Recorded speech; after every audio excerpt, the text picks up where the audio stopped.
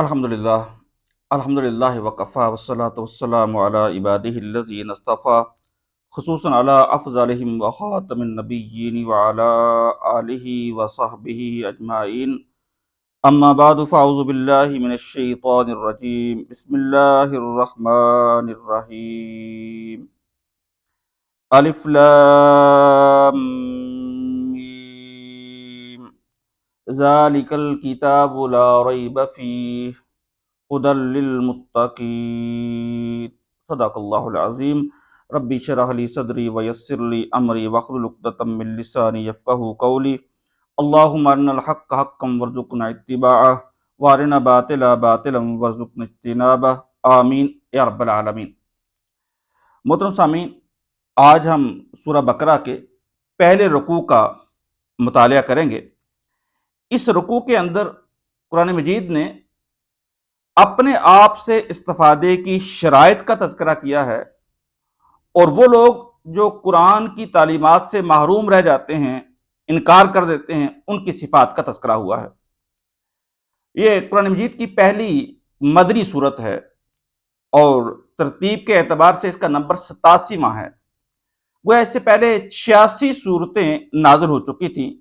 مدینہ کے اندر نازل ہونے والی یہ پہلی صورت تھی، اور اس کا زمانہ نزول ہے نبی اکرم صلی اللہ علیہ وآلہ وسلم کی ہجرت کے بعد سے لے کر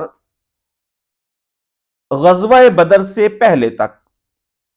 گویا ہجرت کے بعد سے لے کے غزوہ بدر سے پہلے یہ صورت نازل ہوئی ہے۔ یہاں پہ ہمیں ایک بات اور بھی سمجھ لینی چاہیے کہ مکی اور مدنی صورت کی تعریف کیا ہے۔ نبی اکرم صلی اللہ علیہ وآلہ وسلم کی ہجرت مدینہ سے پہلے جتنی بھی صورتیں نازل ہوئی ہیں ان کو مکی کہا جاتا ہے، اور جو ہجرت کے بعد نازل ہوئی ہیں ان سب کو مدنی کہا جاتا ہے۔ یعنی جب کسی صورت کو مدنی کہا جاتا ہے تو اس کا یہ مطلب نہیں ہے کہ اس کا ایک ایک حصہ جو ہے وہ مدینہ کے اندر ہی جا کے نازل ہوا ہے، بلکہ مراد یہ ہوتا ہے کہ یہ سورہ مبارکہ اکثر و بیشتر حصہ ہجرت مدینہ کے بعد نازل ہوا ہے۔ یہی وجہ ہے کہ سورہ بقرہ پہلی مدنی صورت تو ہے، لیکن اس کی آخری آیات جو ہیں وہ تو معراج کے موقع پہ نبی اکرم صلی اللہ علیہ وآلہ وسلم کو عطا فرمائی گئی تھی، اور معراج ہمیں پتا ہے کہ وہ تو مدنی زندگی کے اندر، مکی زندگی کے اندر ہوا تھا۔ اسی طریقے سے ہم نے کہا کہ اس کا زمانہ نزول ہے ہجرت مدینہ سے لے کے غزوہ بدر تک، لیکن اس کی بہت سی آیات ایسی بھی ہیں جو نبی اکرم صلی اللہ علیہ وسلم کی حیات طیبہ کے بالکل آخری دور کے اندر 9 ہجری کے اندر نازل ہوئی، جیسے سود کی آیات ہیں۔ تو گویا یہ اچھی طرح سمجھ لینا چاہیے کہ جب ہم سورہ کا کوئی عرصہ متعین کرتے ہیں تو یہ مراد نہیں ہوتا کہ ساری کی ساری سورت جو اس عرصے کے اندر نازل ہوئی ہے، بلکہ اس سے مراد یہ ہوتا ہے کہ اکثر و بیشتر حصہ اس عرصے کے اندر نازل ہوا ہے۔ اس سورۃ المبارکہ کو سورۃ الامتین بھی کہا جاتا ہے۔ امتین سے مراد 2 امتیں ہوگی۔ وہ اس سورت کے اندر اللہ تعالیٰ نے 2 مسلمان امتوں کا تذکرہ کیا ہے، ایک ہی امت محمد صلی اللہ علیہ وآلہ وسلم، اور ایک اس سے پہلے کی امت مسلمہ بنی اسرائیل۔ امت محمد سے پہلے امت مسلمہ تھی، تو گویا اس کا تذکرہ بھی یہاں پہ موجود ہے۔ پہلی 152 آیات کو کہا جا سکتا ہے کہ اس کے اندر سابقہ امت مسلمہ کا تذکرہ ہے، یعنی بنی اسرائیل کا تذکرہ ہے، خاص طور پہ یہود کا تذکرہ ہے، اور بعد کی 134 آیات کے اندر امت محمد صلی اللہ علیہ وآلہ وسلم کا تذکرہ ہے۔ یہاں پہ یہ سوال بھی پیدا ہوتا ہے کہ قرآن مجید یوں کیوں سابقہ امتوں کا تذکرہ کرتا ہے؟ تو اس بات کو سمجھ لینا چاہیے کہ سابقہ امتیں جن اسباب کی بنیاد پر گمراہی کا شکار ہوئیں، وہ اللہ کے عذاب کا مستحق بنی، ان کو نمونہ عبرت بنا کر آج امت محمد صلی اللہ علیہ وسلم کے سامنے رکھا جا رہا ہے کہ یہ غلطیاں تم نہ کرنا، یہ جرائم تم نہ کرنا، ویسے ورنہ جیسے ان کو بدعمالیوں پہ سزا ملی تھی ویسے تمہیں بھی بدعمالیوں پہ سزا ملے گی۔ اور نبی اکرم صلی اللہ علیہ وآلہ وسلم نے اس کی بڑی خوبصورت تعبیر ایک حدیث مبارکہ کے اندر بیان فرمائی ہے کہ میری امت اور سابقہ امت بنی اسرائیل، اس کا حال ایسے ہے جیسے جوتوں کے 2 تلوے آپس میں مشابہ ہوتے ہیں، ویسے ہی ان دونوں کے احوال بھی ایک دوسرے سے مشابہ ہیں۔ بلکہ آپ صلی اللہ علیہ وسلم نے ارشاد فرمایا کہ اگر اس امت کا کوئی بدبخت گھو کے بل کے اندر گھسا تھا شرارت کی نیت سے، تو میری امت کا کوئی بدبخت بھی حرکت کرے گا، اور اگر اس امت کے کسی بدبخت نے اپنی ماں کے ساتھ کوئی برا فعل کیا ہوگا تو میری امت کا کوئی بدبخت بھی اپنی ماں کے ساتھ ضرور برا فعل کرے گا. یعنی اس قدر مشابہت موجود ہے. تو قرآن مجید سابقہ امتوں کا تذکرہ اسی لیے کرتا ہے تاکہ ان کے احوال کو اپنے سامنے رکھا جائے اور ان سے عبرت حاصل کی جائے اور اپنی اصلاح کی جائے. چلیے جی اب آغاز کرتے ہیں. اعوذ باللہ من الشیطان الرجیم، بسم اللہ الرحمن الرحیم. الف لام میم. سورہ بقرہ کی یہ پہلی آیت ہے. حروف مقطعات. مقطعات لفظ قطع سے بنا ہوا ہے، یعنی یہ جو حروف ہیں ان کو الگ الگ کر کے پڑھا جاتا ہے. اور قرآن مجید کی 29 سورتوں کے آغاز میں حروف مقطعات آئے ہیں، اور حروف مقطعات میں جو حروف تہجی استعمال ہوئے ہیں ان کی تعداد 14 ہے. ان کا حقیقی مفہوم کیا ہے؟ تو امت مسلمہ، امت محمد صلی اللہ علیہ وآلہ وسلم اور علماء تفسیر کا متفق کا خیال ہے کہ اس کے حقیقی معنی صرف اللہ اور اس کے رسول جانتے ہیں. یعنی ایک راز ہے جو اللہ اور اس کے رسول کے درمیان موجود ہے. پوری امت کے اندر کوئی شخص بھی ایسا نہیں ہے جو قطعیت کے ساتھ اور یقین کے ساتھ کہہ سکے کہ اس کا یہ مفہوم بنتا ہے. اگرچہ کہ بعض صحابہ، عبداللہ ابن عباس رضی اللہ تعالی عنہما خاص طور پہ، اس کے کچھ مطلب اپنی طرف سے بیان کرتے ہیں، لیکن امت ان کو ان کی ذاتی رائے کے طور پہ لیتی ہے. حتمی فیصلے کے طور پہ امت نے اس کو قبول نہیں کیا. یعنی اس کے حقیقی معنی صرف اللہ جانتا ہے اور اللہ کے رسول صلی اللہ علیہ وآلہ وسلم جانتے ہیں.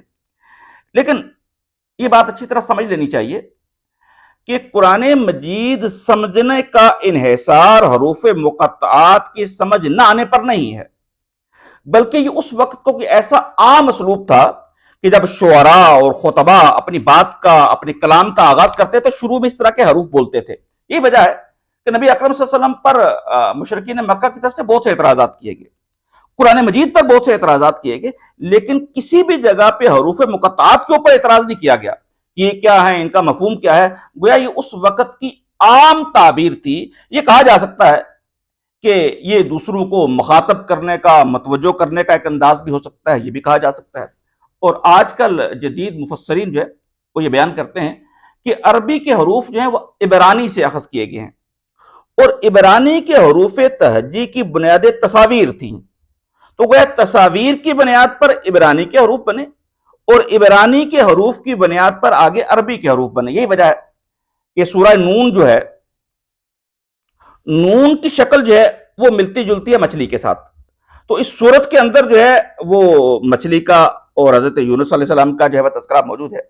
اسی طرح سے طا جو ہے، توئے جو ہے اردو میں جس کو ہم توئے کہتے ہیں، اس کی شکل سانپ کی طرح کی ہے. تو جن صورتوں کے شروع میں یہ حروف طا آیا ہے وہاں پہ یا تو حضرت موسیٰ علیہ السلام کا اور ان کے عصے کا اور سانپ کا تذکرہ یہاں پہ موجود ہے. یہ ایک رائے ہے، اس کو ایکسپٹ کیا بھی جا سکتا ہے اور آگے اس کے اوپر مزید غور و فکر بھی کیا جا سکتا ہے. اور ایک رائے یہ بھی ہے کہ حروف مقطعات صورتوں کے نام ہیں. جیسے سورہ حامیم، حامیم سے شروع ہونے والی 6 صورتیں ہیں، تو ان میں سے ناموں کا فرق کرنے کے لیے کسی کا نام حامیم السجدہ رکھ لیا گیا ہے، کسی کا نام حامیم فصلت رکھ لیا گیا ہے. گویا ایک رائے یہ بھی ہے کہ یہ حروف مقطعات جو ہیں یہ صورتوں کا نام ہے. اب آ جاتے ہیں دوسری آیت کی طرف. ذالک الکتاب لا ریب فیہ. یہ وہ کتاب ہے جس کے اندر کوئی شک نہیں. ذالک الکتاب ویسے تو یہ بعید کا اشارہ ہے، دور کے لیے استعمال ہوتا ہے، لیکن یہ صرف دور ہی کے لیے استعمال نہیں ہوتا، بلکہ بعض اوقات کوئی ایسی چیز جس کا تذکرہ پہلے ہو چکا ہو تو اس کی طرف اشارہ کرنے کے لیے بھی قریب کا اشارہ کرنے کے بجائے دور کا اشارہ استعمال کر دیا جاتا ہے. اس سے پہلے سورہ فاتحہ کے اندر ایک صالح انسان کے دل کی دعا کو، دل کی آواز کو اللہ نے اپنے لفظوں کے اندر بیان کیا ہے. انسان اللہ سے ہدایت کا تقاضا کرتا ہے، دعا کرتا ہے، کسی ایک کتاب ہدایت کی دعا اور تقاضا کرتا ہے، تو گویا یہ کہا جا رہا ہے کہ وہ ہدایت جو تم چاہتے ہو، جو کتاب تم چاہتے ہو، ذالک الکتاب لا ریب فیہ، یہ ہے وہ کتاب.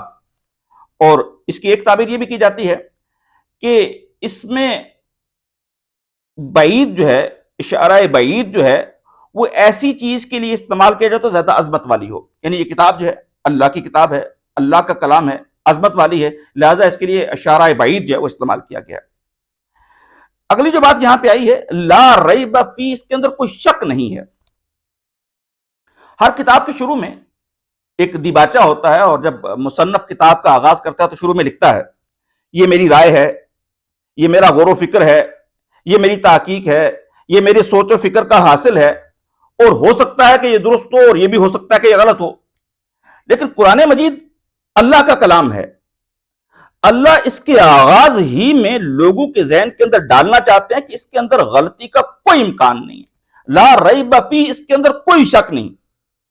اس کا ایک مفہوم یہ بھی ہو سکتا ہے کہ اس کتاب کے اللہ کی طرف سے نازل ہونے میں کوئی شک نہیں ہے، اس بات میں کوئی شک نہیں ہے کہ یہ اللہ کا کلام ہے، اور اس بات کے اندر بھی کوئی شک نہیں ہے کہ اس کے اندر جو تعلیمات آئی ہیں، جو پیغام آیا، وہ بالکل سچا ہے۔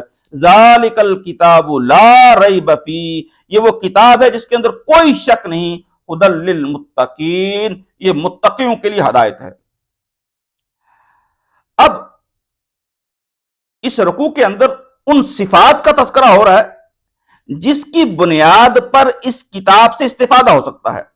قرآن مجید اپنے آپ کو ھدی للناس بھی کہتا ہے، یہ لوگوں کے لیے ہدایت ہے، اور ھدی للمتقین بھی کہتا ہے، یعنی یہ متقیوں کے لیے ہدایت ہے۔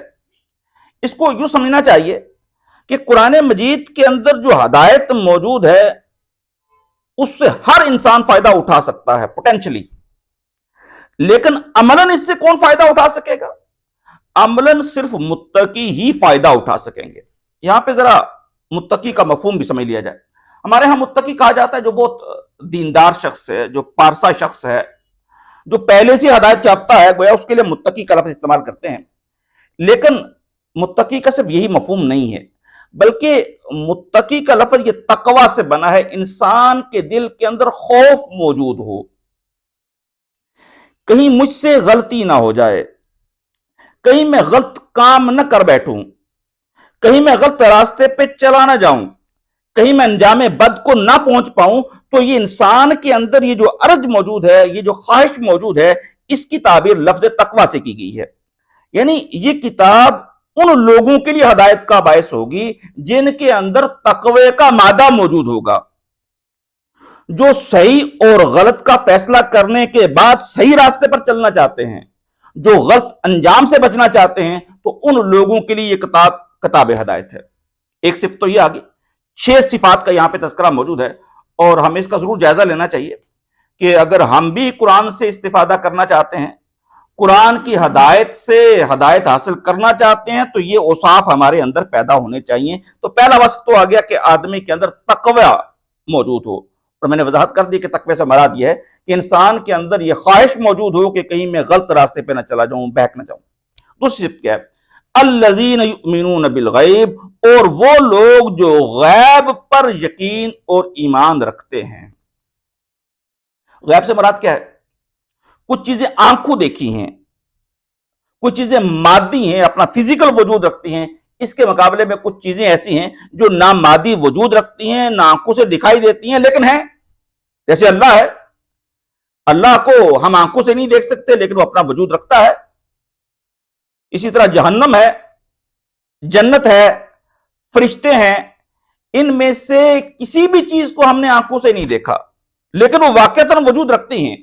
تو دوسری صفت جو انسان کے ذہن کے اندر موجود ہونی چاہیے، انسان کے دل کے اندر موجود ہونی چاہیے، کہ وہ دیکھی چیزوں کے علاوہ ان دیکھی چیزوں کو بھی ماننا چاہتا ہو، مان سکتا ہو۔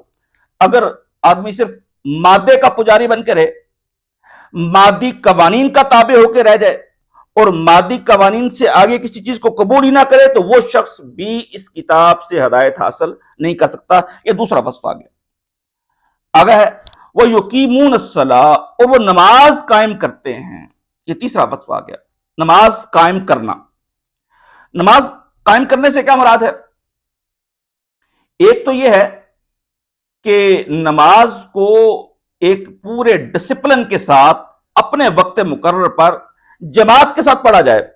قرآن مجید نماز کے حوالے سے 4 الفاظ استعمال کرتا ہے: اقامت صلاۃ، مداومت کا، محافظت کا، اور خشوع و خضوع کا۔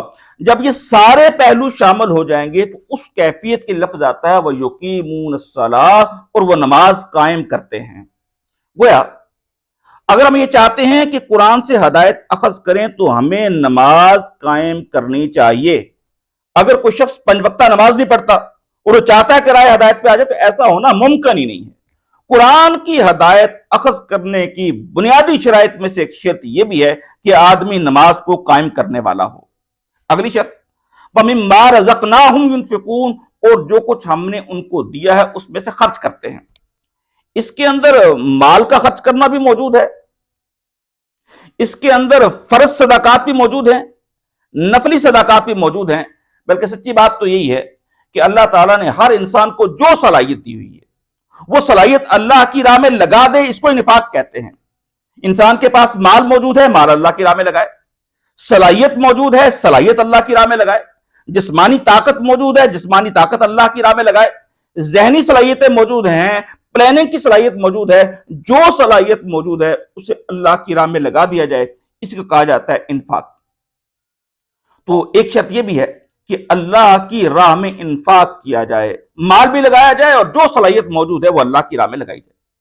اگلی بات والذین یؤمنون بما انزل الیک، اور وہ لوگ جو ایمان رکھتے ہیں اس پر جو آپ کی جانب نازل کیا گیا ہے، وما انزل من قبلک، اور اس پر بھی یقین رکھتے ہیں جو آپ سے پہلے نازل کیا گیا ہے۔ گویا جو اس کتاب سے استفادہ حاصل کرنا چاہتا ہے اس کا نہ صرف اس کتاب کے اوپر ایمان اور یقین ہونا ضروری ہے، بلکہ اس کو یہ ایمان بھی رکھنا ہوگا کہ اللہ نے صرف یہی کتاب نازل نہیں کی، اس سے پہلے تورات نازل ہو چکی ہے، زبور نازل ہو چکی ہے، انجیل نازل ہو چکے ہیں، درجنوں صحائف جو ہیں وہ نازل ہو چکے ہیں۔ تو آدمی جب تک ان کے اوپر بھی یقین نہیں لائے گا، جب تک ان کو بھی اللہ کا کلام نہیں مانے گا، اللہ کی طرف سے نازل شدہ نہیں مانے گا، تب تک وہ رائے ہدایت پہ نہیں آ سکتا۔ اور آخری بات وَبِالْآخِرَةِ هُمْ يُوقِنُونَ، اور وہ آخرت پر یقین رکھتے ہیں۔ چھٹی شرط آئی ہے۔ آخرت سے مراد کیا ہے؟ آخرت سے مراد یہ ہے کہ دنیا صرف یہی دنیا نہیں ہے، ایک وقت آئے گا کہ انسان اپنی زندگی گزار کے دنیا سے چلا جائے گا، ایسے ایک وقت آئے گا پوری کی پوری یہ زمین اور یہ پوری کی پوری کہکشائیں سب کچھ ختم کر دیا جائے گا، اور پھر انسان کے ایک ایک عمل کا حساب لیا جائے گا، اور اصل کامیاب وہی ہوگا جو وہ آخرت والے دن، حساب کتاب والے دن کامیاب ہو جائے گا، وہی حقیقتاً کامیاب ہوگا۔ اگر کوئی شخص آخرت پر یقین نہیں رکھتا، حساب کتاب پر یقین نہیں رکھتا اور حشر نشر پر یقین نہیں رکھتا تو وہ بھی اس کتاب سے استفادہ حاصل نہیں کر پائے گا۔ یہ وہ بنیادی شرائط ہیں جو اس کتاب سے استفادے کے لیے، اس کتاب سے ہدایت اخذ کرنے کے لیے ضروری ہیں۔ اللہ تعالی ہمیں ان باتوں پر عمل کرنے کی توفیق نصیب فرمائے۔ آخری جو 2 آیات ہیں یہ تو اہل ایمان کی صفات آئی ہیں، آگے کافروں کے حوالے سے تذکرہ ہو رہا ہے۔ ان الذین کفروا، یقین وہ لوگ جنہوں نے کفر کیا، سواء علیہم، ان کے لیے برابر ہے، انذرتہم ام لم تنذرہم، کہ آپ انہیں ڈرائیں یا نہ ڈرائیں۔ کافر کسے کہتے ہیں؟ کافر کہا جاتا ہے کوئی بات سمجھ میں آ جائے، کسی بات کو دماغ تسلیم کرے، دل تسلیم کرے، لیکن آدمی اس کے باوجود ماننے اور سمجھنے سے انکار کر دے تو اس کو کفر کہا جاتا ہے۔ وہ لوگ جو یہ فیصلہ کر لیں کہ ہم نے اللہ کو نہیں ماننا، کتاب کو نہیں ماننا، رسالت کو نہیں ماننا، آخرت کو نہیں ماننا، تو ان کو آپ ڈرائیں نہ ڈرائیں، سمجھائیں نہ سمجھائیں، یہ ان کے لیے برابر ہے۔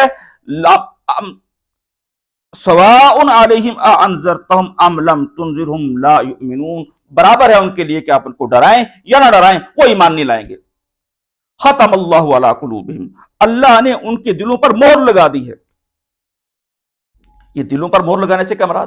مہر لگانا ہوتا ہے عام طور پہ کسی چیز کو بند کرنے کے لیے ہم استعمال کرتے ہیں، سیل بند کرنے کے لیے۔ تو وہ لوگ جو کفر اختیار کرتے ہیں اللہ ان کے دلوں پر مہر لگا دیتے ہیں۔ کیا مطلب ہو گیا؟ وہ دلوں کی جو صلاحیت ہے، اور دلوں کی صلاحیت کیا ہے؟ حق کو پہچاننا، رب کی پہچان کرنا، نیکی کو اختیار کرنا، یہ صلاحیت اللہ تعالیٰ نے ہر انسانی دل کے اندر ڈال رکھی ہے۔ لیکن اگر کوئی شخص حق کو ماننے کے بعد، تسلیم کرنے کے بعد پھر اس پر عمل درآمد نہ کرے تو اللہ اس کے دل کے اوپر مہر لگا دیتا ہے۔ اس کو ایک حدیث مبارکہ کے اندر یہ بیان کیا گیا ہے کہ آدمی جب گناہ کرتا ہے تو اس کے دل کے اوپر ایک دبا لگ جاتا ہے، پھر وہ دوسرا گناہ کرتا ہے، پھر دبا لگتا ہے، پھر تیسرا کرتا ہے، اور رفتہ رفتہ اس کا سارا کا سارا دل سیاہ ہو جاتا ہے، اور اس کے اندر پھر ایمان کی کوئی ربط باقی نہیں رہتی۔ تو وہ لوگ جو ایمان کا اقرار کریں اور اس کے مقابلے میں ایمان کا انکار کرنے والے، اللہ ان کے دلوں پر مہر لگا دیتا ہے، نہ صرف دلوں پر مہر لگا دیتا ہے، وَعَلَىٰ سَمْعِهِمْ، ان کی سماعتوں پر مہر لگا دیتا ہے، والا ابصارہم غشاوہ، ان کی آنکھوں پر پردہ پڑ جاتا ہے، ولہم عذاب عظیم، اور ان کے لیے بڑا عذاب ہے۔ اس حوالے سے ہمیں ضرور غور کرنا چاہیے کہ قرآن ہمارے سامنے موجود ہے، اگر ہم نے اس کے پیغام کو دل سے قبول نہ کیا، سنا انسنا کر دیا، غور کرنے کی کوشش ہی نہ کی، تو ہو سکتا ہے کہ ہمارے دلوں پر بھی مہر لگ جائے، اور اللہ نہ کرے اگر دلوں پر مہر لگ جائے تو پھر ہدایت کی طرف آنے کا کوئی امکان باقی نہیں رہتا۔ اللہ تعالیٰ اپنی کتاب سے ہمیں مستفید ہونے کی، اس ہدایت کو اخذ کرنے کی توفیق نصیب فرمائے۔ وآخر دعوانا الحمدللہ رب العالمین۔